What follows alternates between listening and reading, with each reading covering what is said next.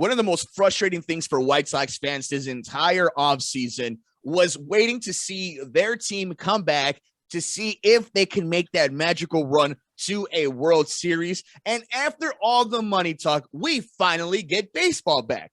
But as soon as we get baseball back, there is always a black cloud, it seems like, when it comes to Chicago baseball. And here in the Sports Cubicle, we got to take a look at this story. It's Paul Chivari, it's Devin Tingle, and myself, Mike Mercado, as Lucas Giolito and his family expressed frustration and disappointment Wednesday over having to go through arbitration process with the White Sox after the two sides, $200,000 apart in their filings Tuesday, failed to reach a settlement.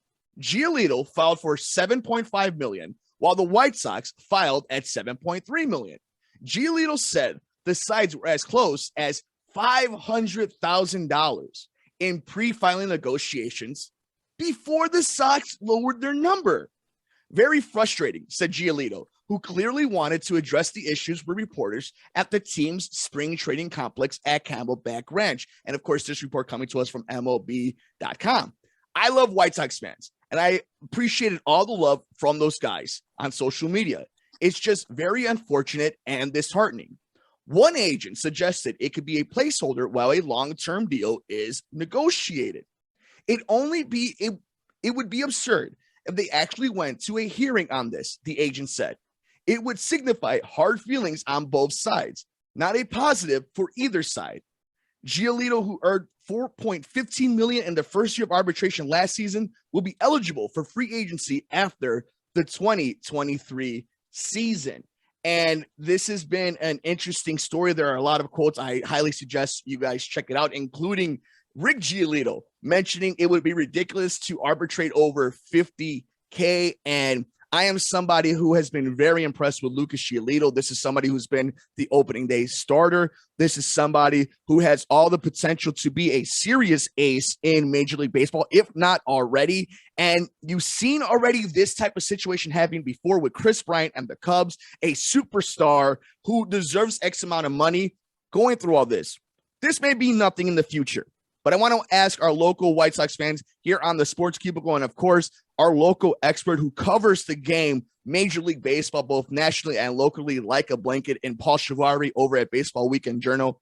Paulie, you hear this, you see the quotes, you've heard the quotes, and now you're seeing how this is all working out. Your initial thoughts about Lucas Giolito and the White Sox going to arbitration and what it means for this team, if it means anything. Well, it does certainly mean something, because you saw Giolito said that he expressed frustration and was, open about that with the media. I go in several different directions with this, and I'll get to the White Sox aspect in just a moment here. But I think this is indicative of what the exact problem was that the players were trying to have a grievance about in the collective bargaining negotiations of team control. You mentioned it yourself, Mike, that Lucas Giolito is worthy enough of an ace, so he should be worthy enough of ace money. But because he's still under team control and still under arbitration requirements, they can pay their ace $7 million, where meanwhile you have someone like Max Scherzer making $25 million. Now, I don't think Giolito's in the ballpark of Max Scherzer, but at the same time, we could be talking about a guy 10 years from now that could be a Max Scherzer. And I think if the White Sox are going to build their team around this guy as their ace, he should be paid that sort of money. However, it's a business, and the White Sox can pay him whatever they choose to pay him. And because of the current system that Major League Baseball has in place, which the players never got to change in their CBA, which was one of their number one things they were trying to fight for with the service time, they're allowed to do that, the White Sox. And I think it's a sign that, yes, maybe the White Sox are a little cheap. However, it's a business. The goal is to not overspend. And if it's a difference of $200,000, then fine. I don't think they're just going to rubber stamp something just because Lucas Giolito wants it. Now, circling back to the White Sox aspect of it, though, I think this is a bigger sign that this team, and we don't know what goes on behind the scenes, but this is a team that probably could have offered him a long-term extension, and maybe he rejected it. That's total speculation on my part, but it makes me wonder now if maybe the two sides never came to terms on a long-term deal, which is why we have to go tit for tat every season with the arbitration. I think his service time ends at least after this season or next season. I think he's a free agent after 2023. Now, they could always use him as trade bait. But then at the same time, that means that somewhere in 2023, before the trade deadline, the White Sox are in a position where they have to get rid of their ace. And that wouldn't be a good sign because we know that they're currently in a window of contention right now.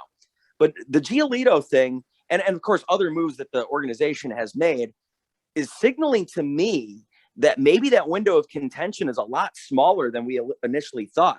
General manager Rick Hahn said that they were mired in mediocrity and had to change the entire philosophy of how they put together the organization. He wanted a farm system that had sustainability. Well, the farm system is one of the worst in the majors right now because all of their best prospects are now up with the team. They have no one in the pipeline really waiting, especially pitching wise, to replace guys like Lucas Giolito or Lance Lynn. And of course, in the offseason, we were talking about how the White Sox maybe needed a fifth starter. They didn't address that unless you count Vince Velasquez. So barring injury from Lucas Giolito or Lance Lynn, or maybe even Dylan Cease, or any regression from some of those guys, that might be what the entire linchpin is to the White Sox going into this season. They have so much talent on the field position-wise and in their batting order that they should be fine with certain injuries. We saw it last year. Eloy Jimenez goes down. Andrew Vaughn learns how to play a position he hasn't played since he was 12, and everything was seamless. They win the division. Pitching-wise, though, that's what's holding up this team right now, and they're only one injury away from this thing totally falling apart. Make sure you keep up to date with everything come baseball season when it comes to your companion this summer on the Baseball Weekend Journal, both nationally and, of course, with the Cubs and White Sox. Devin, you hear this and you see this, you kind of feel the rumblings of what could be some real drama. Your thoughts on this entire situation? I'm going to start. Every day I'm driving home from work, I see this big old guaranteed rate billboard. It says, the big old picture of Lucas Giolito says, from the worst pitcher in baseball to pitching a no-hitter. And it's like right off the bat, it's like you would think the White Sox would love that rags to riches story because that's what they've always tried to kind of run with here. And it definitely goes to show what kind of Paul's talking about here. Yes, this is business. And yes, the White Sox have known to been a little cheap before. They also don't like keeping guys around for more than 10 years.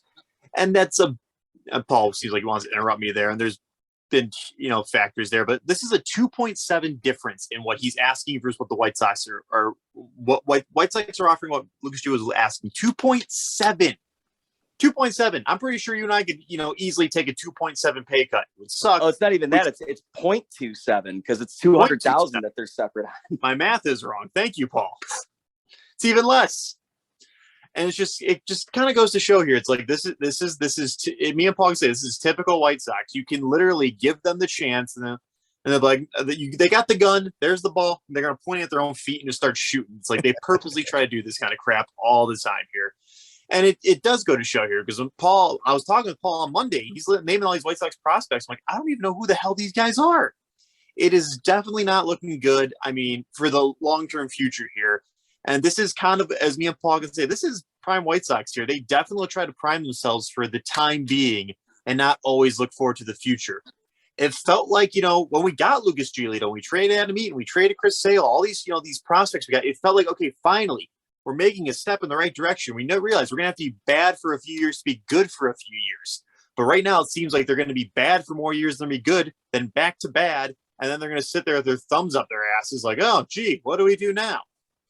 And it's classic White Sox here. Lucas Giolito has all the potential to be like, the next Mark Burley of this team, the next ace, the next hot shot. I told Paul, I went to a White Sox game. I couldn't find Lucas Giolito jerseys. They were sold out. You're making money off this kid. You could at least pay him that, two additional 0.27 difference here, guys. You're drawing in a bigger crowd. You're drawing in more money here. And I got to say, Lucas Giolito, since he's come with his team since 2019, when he really turned it around, he's become that new fan favorite here.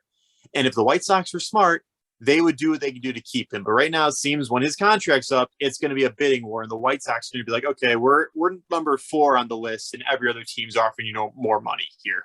And as much as I like to joke about, with guys like Mercado, like, say what's wrong with the White Sox, but we kept our MVP. Yeah, we keep our MVP in Jose Abreu, but we sure don't give can't say this word on radio. You know what's about our pitching anymore. General Manager Rick Hahn spoke face-to-face with Giolito Wednesday morning and said the process won't have negative impact on that relationship going forward. This is not a reflection of anything to do with him, Hahn said.